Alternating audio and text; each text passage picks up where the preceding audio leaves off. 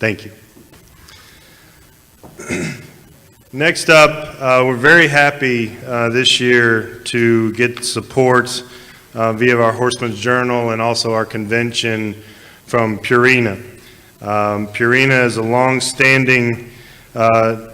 long-standing tradition in equine nutrition as well as animal health nutrition, and we are wonderful recipients of the sponsorship this year, and we're pleased to have also this year Dr. Kelly Vineyard, who's a senior equine technical solutions with Purina Animal Nutrition. Dr. Vineyard earned her Bachelor of Science degree in Animal and Dairy Sciences from the University of Auburn, and in her Master's and PhD in Animal Science with a focus on equine nutrition from the University of Florida.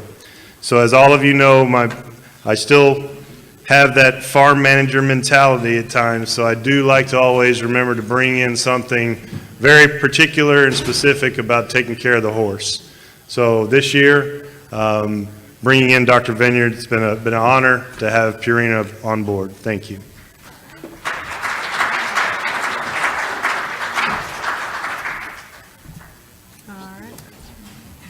Okay, well, thank you so much for having me.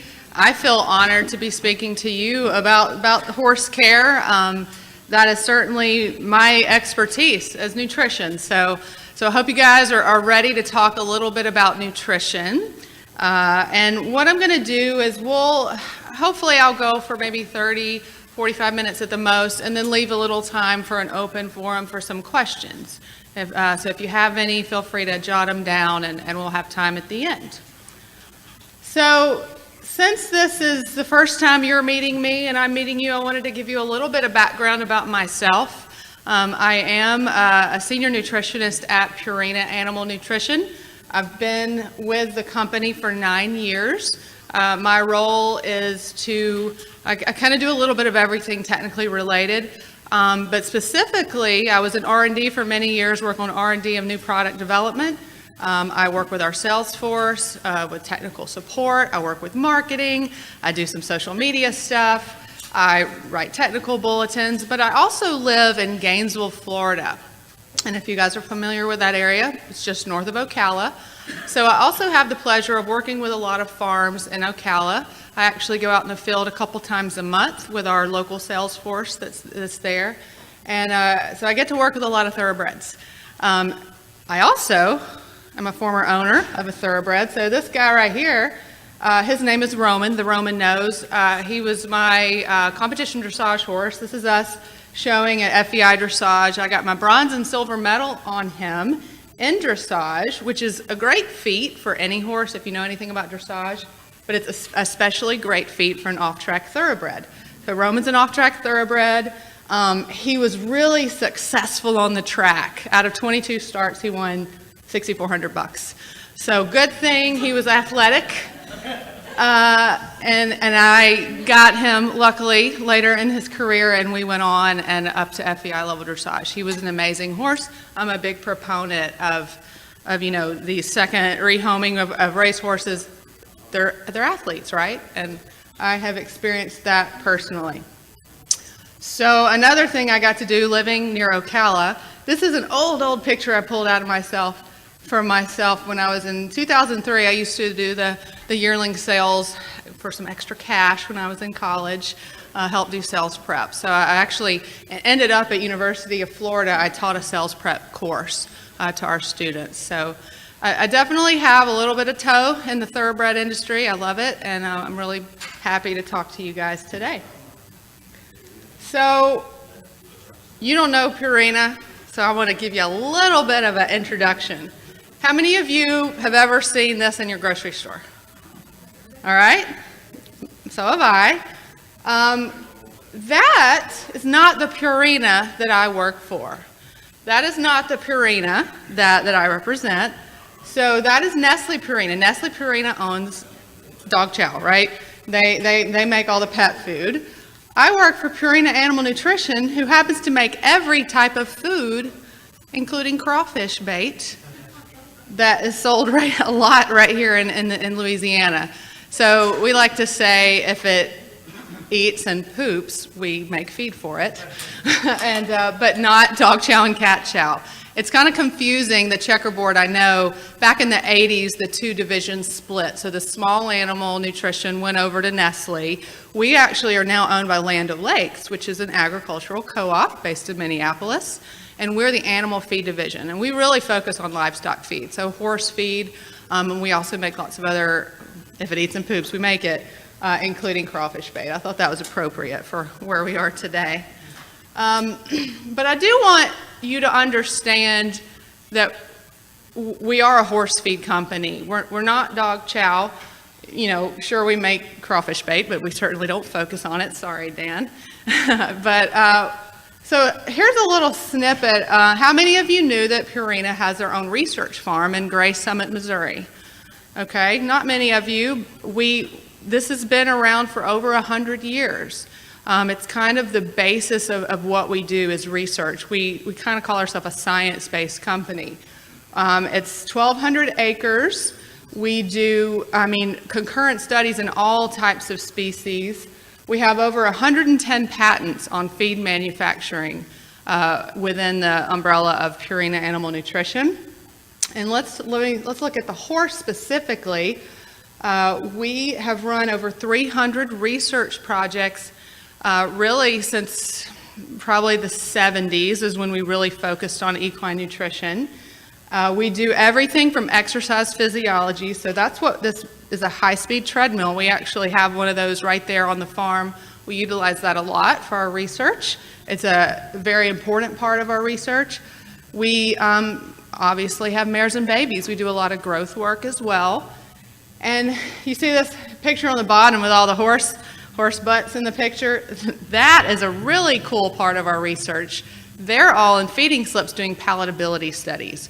So we are very focused on creating palatable feeds. We run anywhere from 40 to 50 palatability trials a year, trying to hone down different ingredients, how we can make them more palatable to horses, because if you've fed horses before, you know they can be picky sometimes, and for different reasons, but we're really working hard to make palatable feed. And then, I don't know if you can see this really well, this is, and I don't show this picture to everybody, but I thought this group would appreciate it. We have a herd of cannulated horses, so he's got a little cannula right there, where we can actually have access to his cecum, and so we can do what's called microbiome research. We're really interested now, how can we affect the microbiome? That's sort of the cutting edge, next frontier of nutrition, and we're really focused on that for the future, so got a little snippet of that. Okay, but we're here to talk about racehorses, so I'm just gonna kind of break this talk into two different sections. First, I'm going to talk specifically, or just more, I guess more in general, about feeding racehorses. What I think as a nutritionist I focus on when I'm working with my trainers that I work with and in general. And then we're going to move on to some health concerns that I think everybody has dealt with if you've dealt with racehorses. So there's really three goals. And if you think about it, number one, we're going to try to meet that horse's requirements, and we're going to try to feed a balanced diet.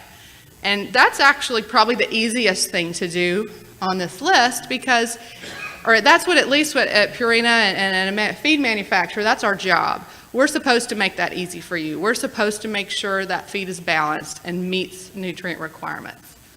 But then you go on and you look at supplying the right type of fuel for the job. And now I talk to all sorts of different audiences, different types of horses.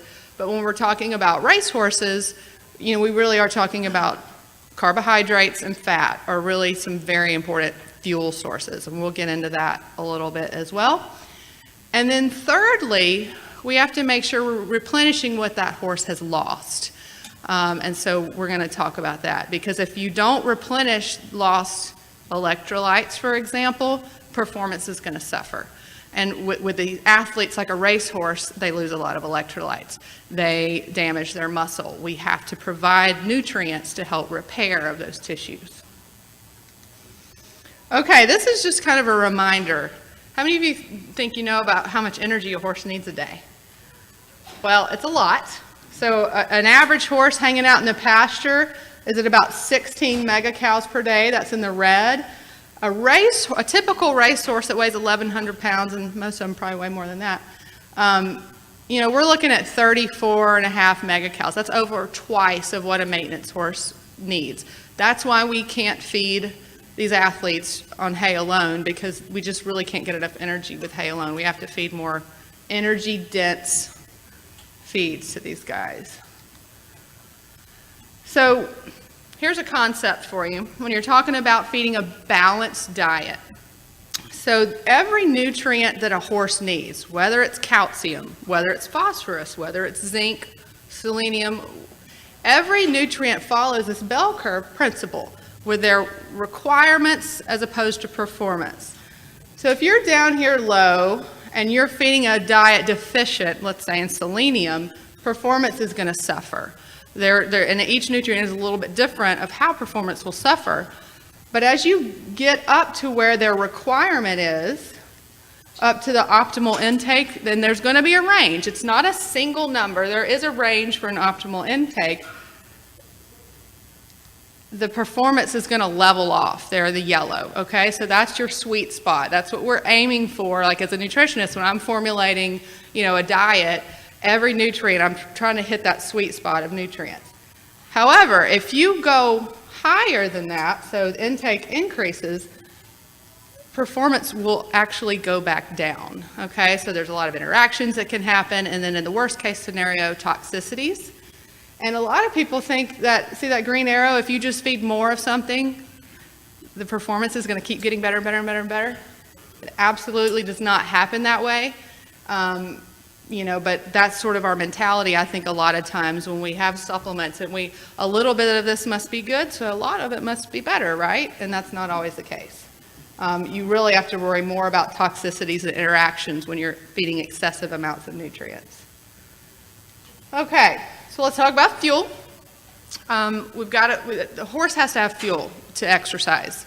And there's really 3 main fuel sources in any horse diet, okay? And depending on what they do for a living, the fuel is going to be weighted more heavily to one or the other. We've got non-structural carbs, and that is really what we're all focused on with racehorses because of the type of work they're doing. They need glycogen in their muscles to have anaerobic type work. Non-structural carbs are it. But also important are fermentable carbs.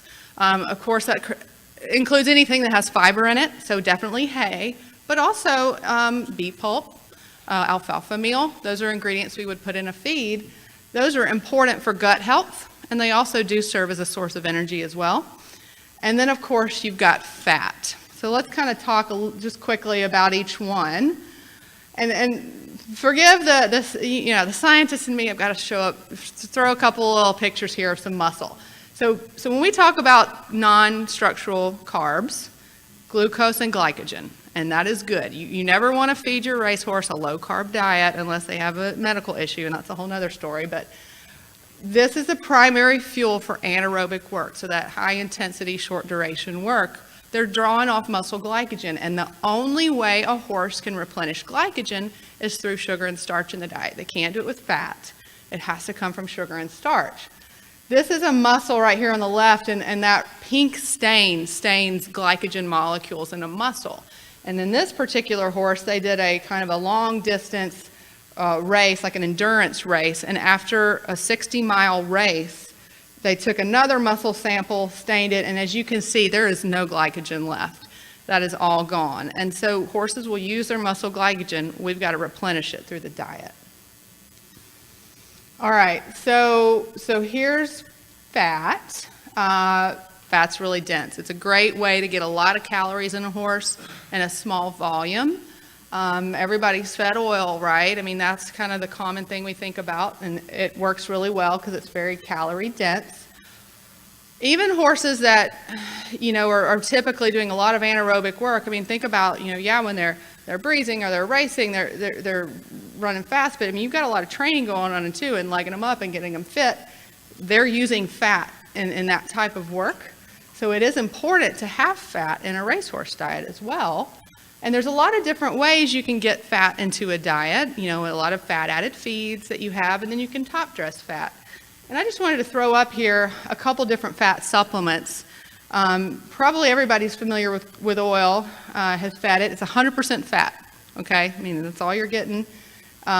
Takes 2 cups of oil to feed 1 pound of fat, which is nice, except how many horses like to eat oily feed?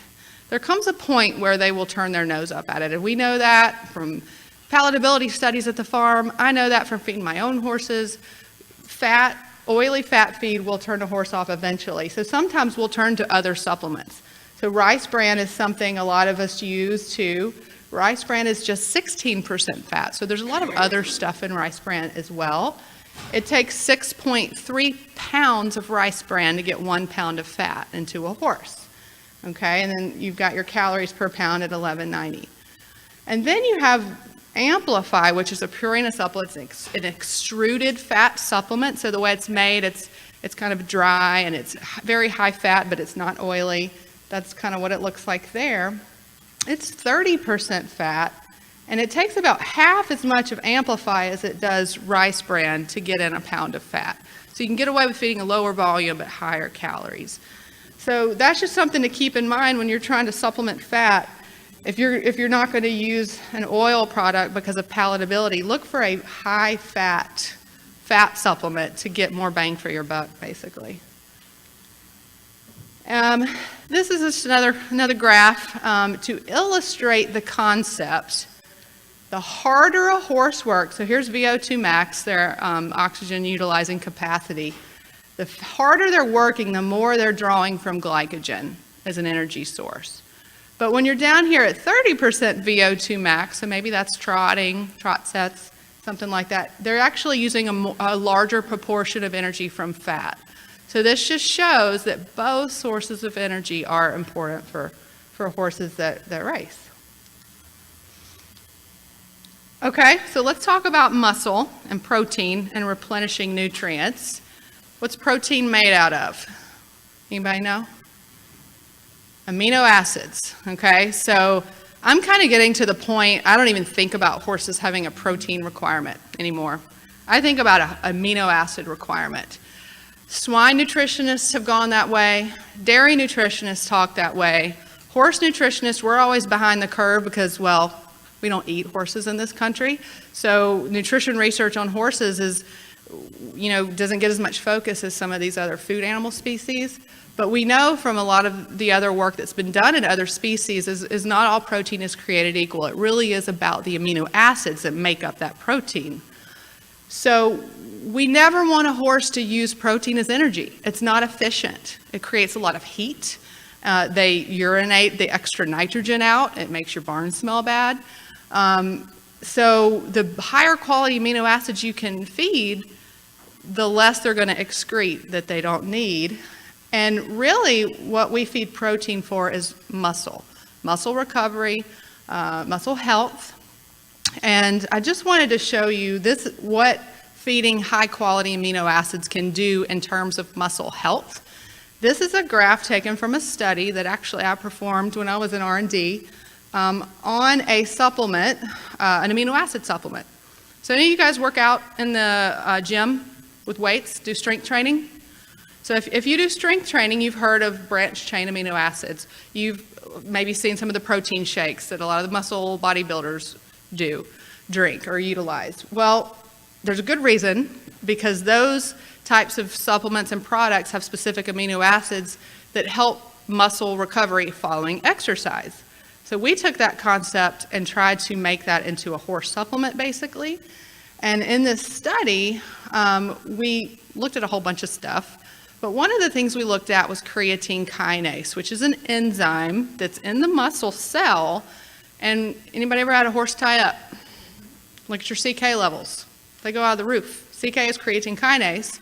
When a horse ties up, their muscle cells kind of break apart a little bit and they leak creatine kinase. So creatine kinase is an indicator of muscle damage. So it's bad to have high CK levels, basically. So what we did is we fed horses. One group got alfalfa pellets as a supplement, and one group got this amino acid supplement called Supersport. Same exact crude protein, same exact grams of protein, okay? So there was no difference in total amount of protein, The difference was Super Sport is made with whey protein concentrate. That's the stuff they put in the bodybuilder shakes. That's the stuff that has the high level of branched chain amino acids. And we fed it to them, and then we ran them to exhaustion on a treadmill. So we took their CK levels at 0 hour. They were the same. 4 hours after the treadmill exercise, they were going up. And that's expected. Every time a horse exercises, every time a human exercises, your CK levels go up. 24 hours after exercise, the horses in the blue on the Super Sport, their CK levels came back down to baseline. So it's like their muscles hadn't been exercised in terms of CK. But the horses on the alfalfa pellets, their CK levels were continuing to rise. So that is just an indicator that these amino acids are helping those muscle fibers repair quickly. And for any type of athlete, you can kind of see how that would be of a benefit. So good quality amino acids is important. Okay, if you're feeding a racehorse, I hope you're feeding some electrolytes, because every horse, not just a racehorse, every horse needs supplemental salt. A lot of horses can do okay with just a salt block. They'll lick enough to meet their requirements if they're at maintenance. If they're working, if they're sweating, we need to add it to their feed. Purina and feed manufacturers cannot put enough salt in feed to meet salt requirements, because it would make it taste too salty. Horses wouldn't eat it. So that's why we have to go in top dress salt. Did you know that chronic sodium depletion will decrease water intake? So horses' thirst mechanism and their sodium intake are kind of related. So you can actually drive a horse to drink more water if you feed more sodium, and then vice versa. If they're sodium deficient, they will actually drink less water. We all know that can't be a good thing. Tying up. They actually did a study in England several years ago looking at cases of horses tying up on the track, and found that over 50% were actually due to electrolyte imbalances. In other words, sodium, potassium, magnesium deficiency. So sometimes tying up can be due to electrolyte imbalances, and that's really a big issue that we deal with. So a horse can't store it, we've got to feed it every day. How do you choose a good one? I mean, we were talking last night at the cocktail party. You go into a tack store, there's 100 supplements on the shelf, right? And everybody you know feeds something different. Well, here's my little rule of thumb when I'm picking an electrolyte. It's really easy.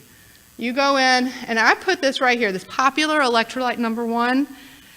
If any of you are actually feeding horses or in charge of feeding horses, I guarantee you 50% of you have this supplement probably on your shelf because it's very popular. The number 1 ingredient is dextrose. What's dextrose? Sugar. Are we trying to replace sugar, or are we trying to replace salt? Salt, right? So if sugar is the first ingredient on your electrolyte product, that's probably a bad sign. So in this case, there's only 6.7% salt, actual salt in this supplement. The rest of it is mostly sugar. So it's very, very hard to feed enough of this to actually replenish what they're losing in sweat. Here's an example of a good electrolyte. Now, it's not going to be 100% salt, these commercial products. They've got to put some sugar in there to make the horse eat it. But if it's over 50% salt, I'm okay with that. That's kind of a good indicator. So as you can see in the list of ingredients, dextrose is still there. It's just the 5th ingredient. So look, just read the label and make sure you're paying for a bunch of sugar and think that you're feeding salt. Okay. So moving along, that was sort of like a general nutrition talk.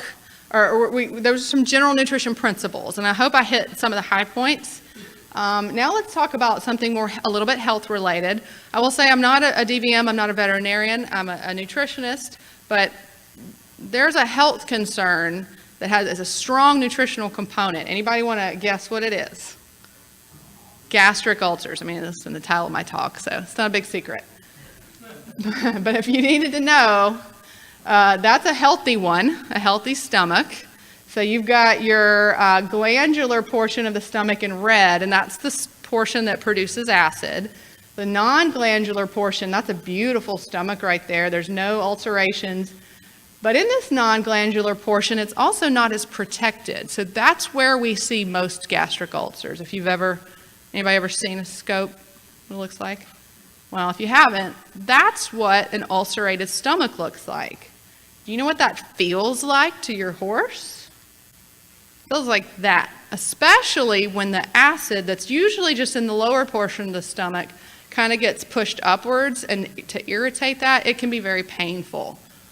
So that is a big problem in the thoroughbred and any racehorse industry. And I love this photo. You've all probably seen it before. We know from research studies that up to 90%, really over 90% of racehorses have experienced gastric ulcers. I'm going to say maybe the trainers have too, right?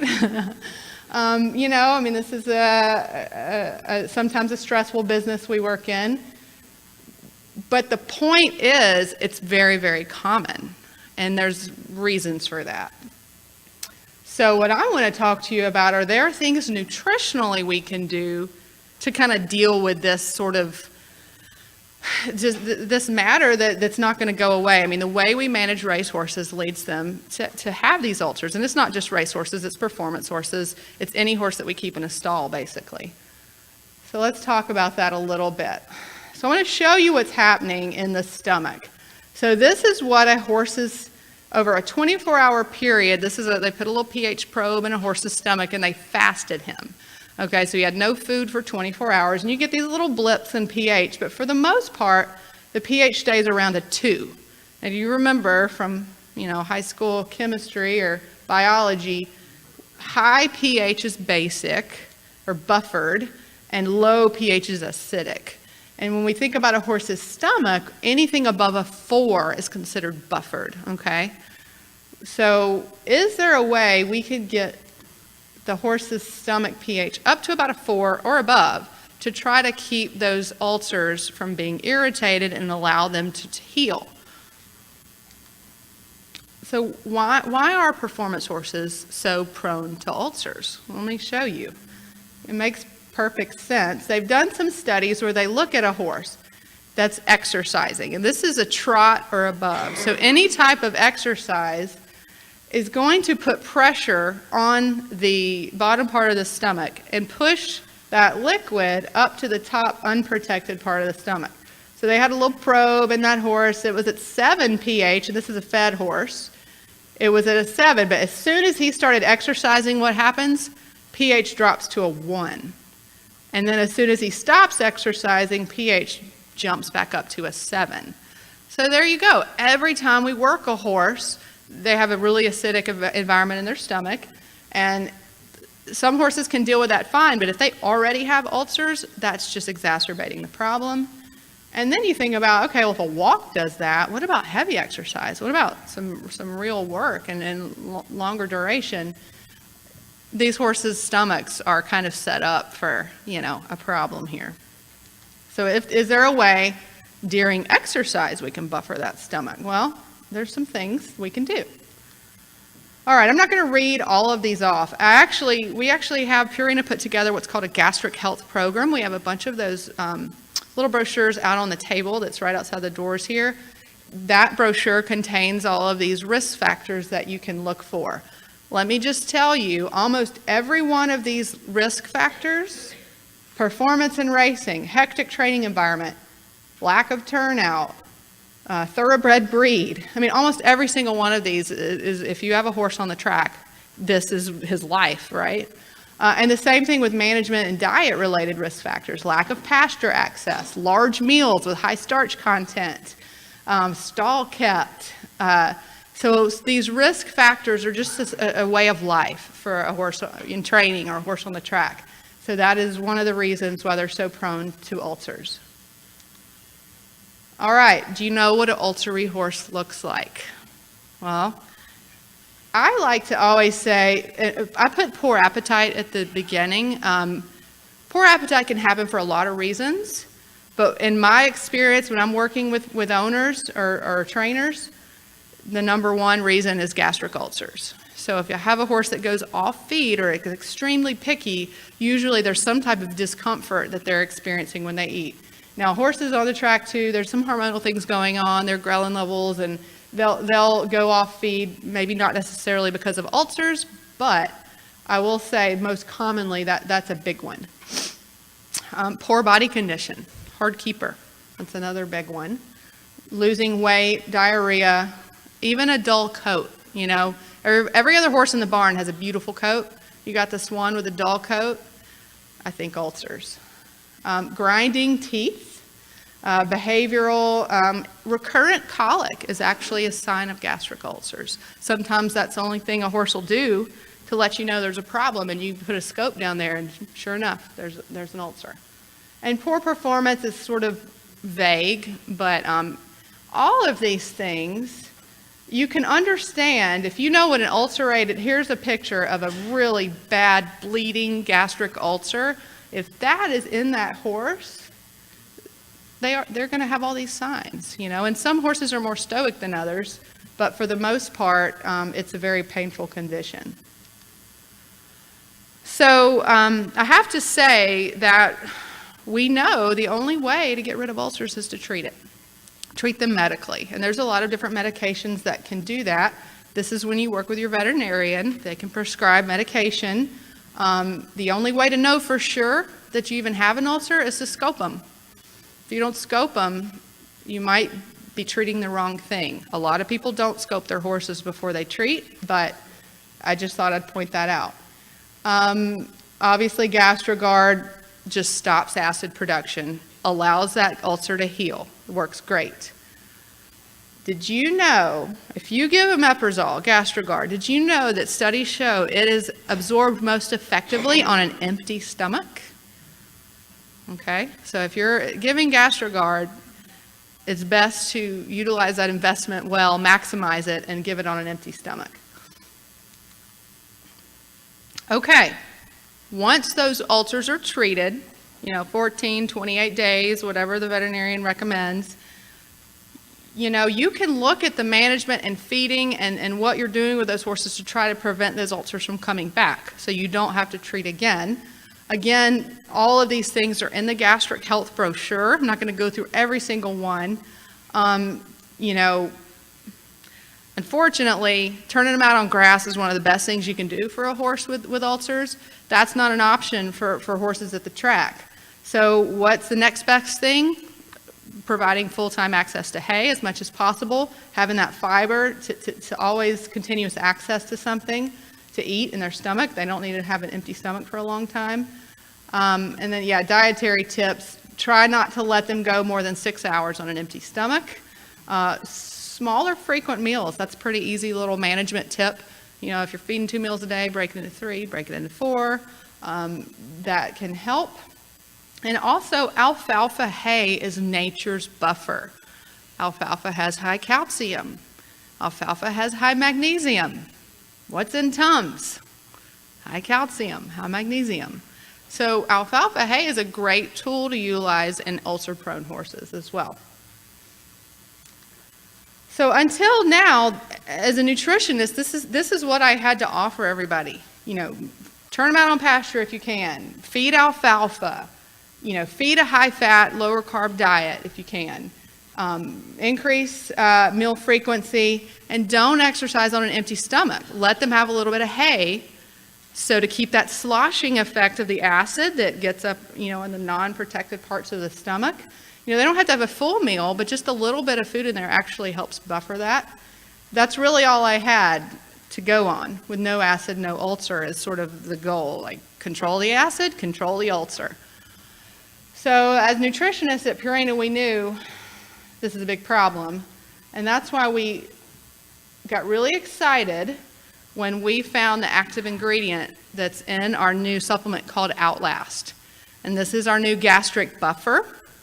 And it specifically targets acid, okay? It is a gastric buffer that is extremely effective. And so I'm going to go through a little bit to tell you how we know it works, why we know it works, and that we're really confident that it's been out since June of last year, and it's really improving the lives of a lot of horses. I'm excited about it. What is it? It's kind of cool. Comes from Iceland. Okay, this is a beautiful. I wish I could go travel there and inspect the harvesting area. They harvest the sea algae, and it has all of the. This is a really magnified view of the algae. It's a calcified seaweed or algae, and it has these honeycomb structures. So that allows a lot of extra surface area for acids molecules to attach to. And that is really kind of the trick with this stuff is has a huge surface area. It buffers a lot of acid in a small amount. So we did a lot of studies. Me and Purina, it usually takes us about 4 years of research to determine, okay, does this stuff actually work and are we happy with it? And this is a study I participated in. We actually ran it at LSU along with Dr. Frank Andrews. He's one of the leading experts on gastric ulcers. We feed a horse, and you feed a horse Outlast, and after 2 hours, the pH in their stomach is still at a 6. Okay, remember anything above a 4 is buffered. You feed a horse the control supplement, which is the exact same little supplement without the active ingredient. They are below a 4 2 hours after a meal. And this was fed with a meal. They got some sweet feed with it. So we know that number one, Outlast is going to buffer gastric pH better than just a meal alone. And it also works for 2 hours. I can tell you, because I did the study, we measured it at 4 hours. We still had numerical differences. The pH was still above a 4, but we only had 12 horses on that trial, so we didn't quite have the numbers to get the p-values we were looking for, but we still saw numerical differences out to 4 hours. So I wish we'd taken a sample at 3 hours. Hindsight's 20/20. I think we still get buffering past 2 hours, but we know for sure with a statistically significant p-value at 2 hours. So this is kind of what we like to say. Our marketing people like to come up with these catchy little sayings. Acts faster, lasts longer, and outperforms, but it's true from the studies we've done.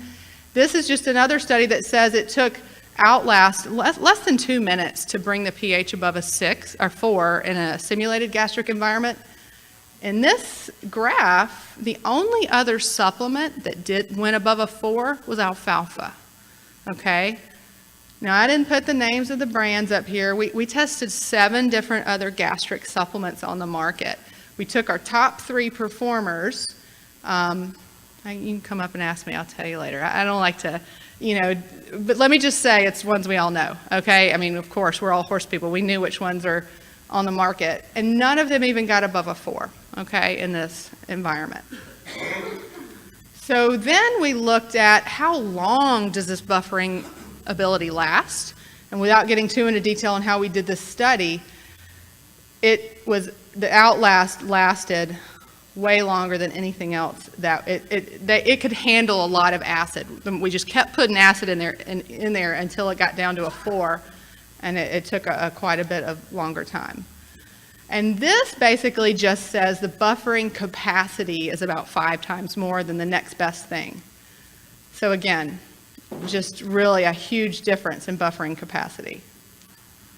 So if you're interested in that type of science, if that's your cup of tea, we can educate you there. We actually have 6 different research reviews on this product. We can get you those at the table if you're interested. And one thing I just wanted to point out, we also looked at TCO2 levels. It is a buffer. It's not sodium bicarbonate. That is not what it is. But we wanted to make sure we're not going to raise TCO2 levels in the blood. That's really important in this industry.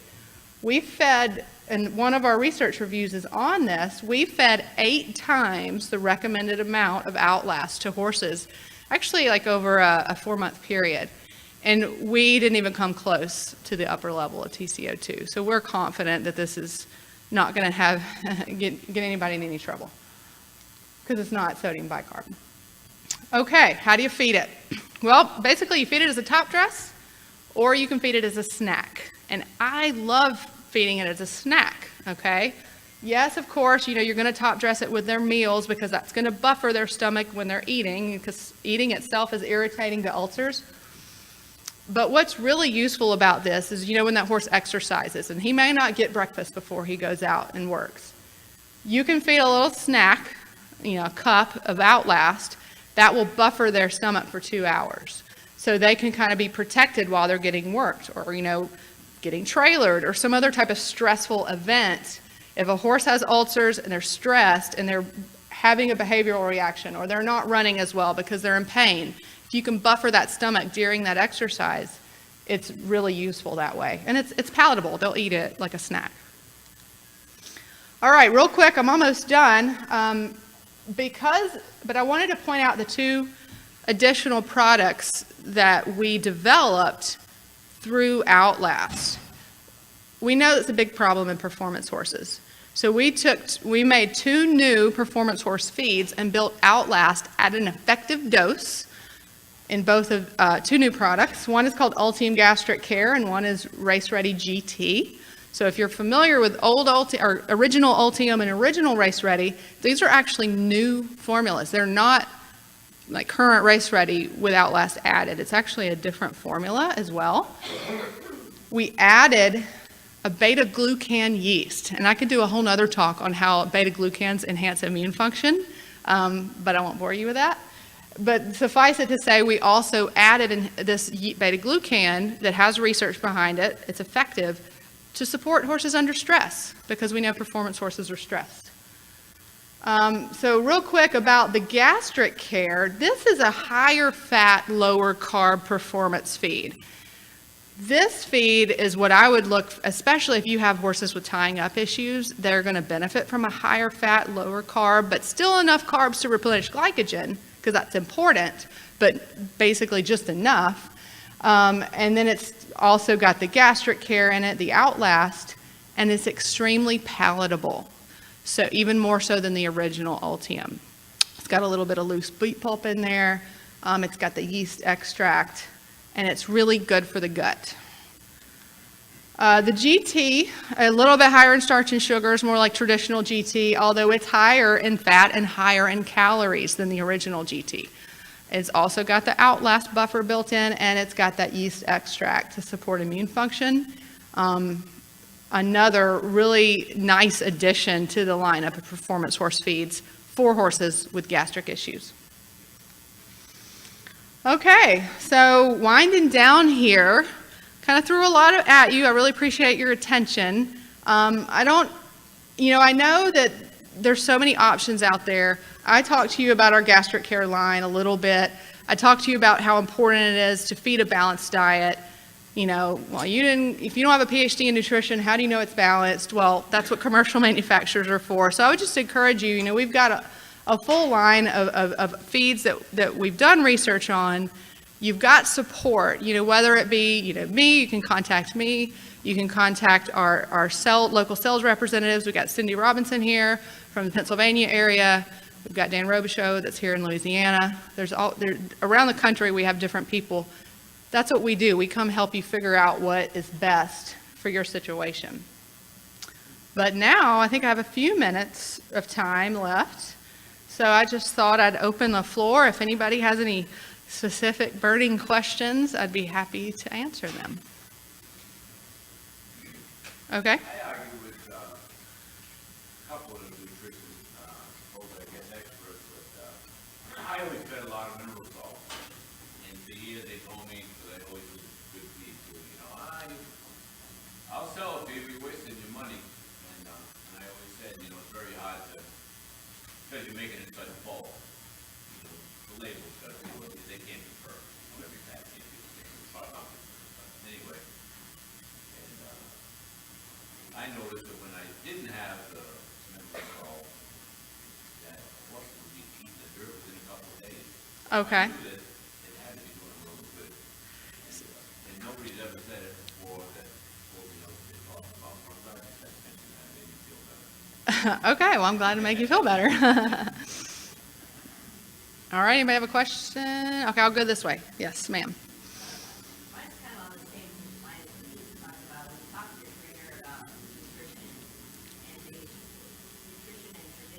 Yes. Yes.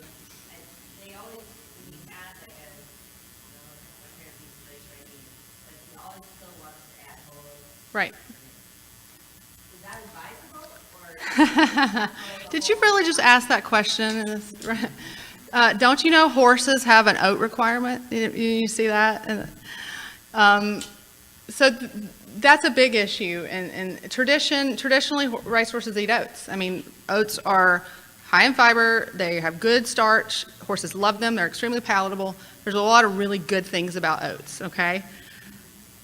Here's the thing about adding oats to an already balanced feed, and I actually have a lot of nice little graphs that kind of illustrate this, but it's kind of like, it's basically it's diluting the feed, okay? So a feed like Race Ready or most racehorse commercial feeds have oats in them already for palatability, but there's other things to complement what is not in oats. So, you know, oats are inverse calcium phosphorus ratio. They have higher phosphorus, lower calcium. If you just fed oats and nothing else, you would have bone problems in all of your animals. So that's why you have to balance oats with other things. When you start adding a bunch of oats, and it depends on how much you add, you know, if you add a half a pound a day, big deal. But if you're adding, you know, 6 pounds, 2 scoops, you're completely diluting the trace minerals. You're completely diluting those amino acids that are not in the oats. You're getting plenty of energy. You're getting plenty of fiber, but it's the trace nutrients that you're really missing out on if you mix. So it really depends on how much you're mixing and then what you're mixing it with. But usually it is not something that as any nutritionist is really going to recommend. The only time I go in and really want to top dress oats is for palatability, and it's usually like a pound at a feeding or less. So that's my long answer to your in-depth question. We can talk about that more later if you want. Okay, you got one.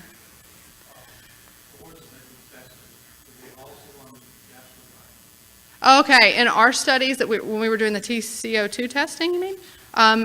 No, those horses were not on Gastricard. No. But we don't expect that to really change things in terms of TCO2 levels in the blood. Yes, ma'am.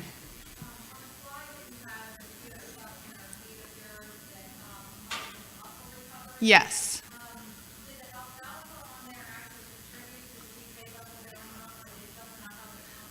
So yeah, it didn't contribute to the CK level, but it just didn't help it come down because it comes down to the difference in amino acid profile of alfalfa versus the supplement that's a lot of whey protein and soy protein concentrate, and specifically it's the branched chain amino acids. So there's just really not, there's some, but it's just not as much as in the other feed. Good question. Okay, who else? Right here?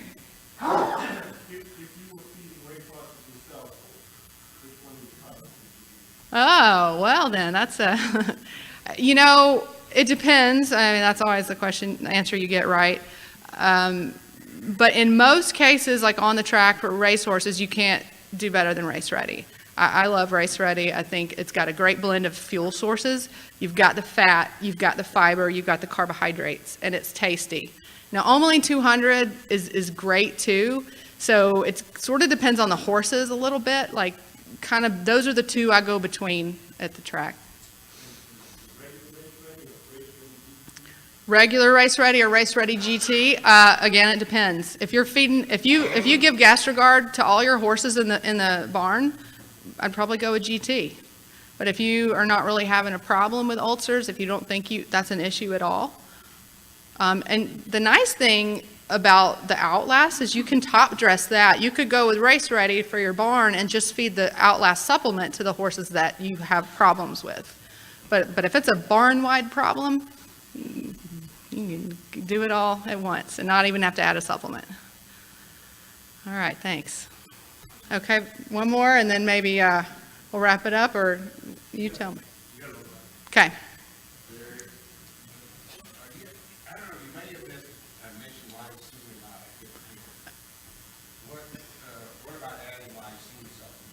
So lysine is the #1 limiting amino acid in horse diets. It's very important amino acid. It's in high levels in muscle. So yeah, I mean, we add lysine to our bagged feeds, our formulated feeds, and then that super sport supplement has like 3.5% lysine in it. It has a really elevated level of lysine. So yeah, it's really important.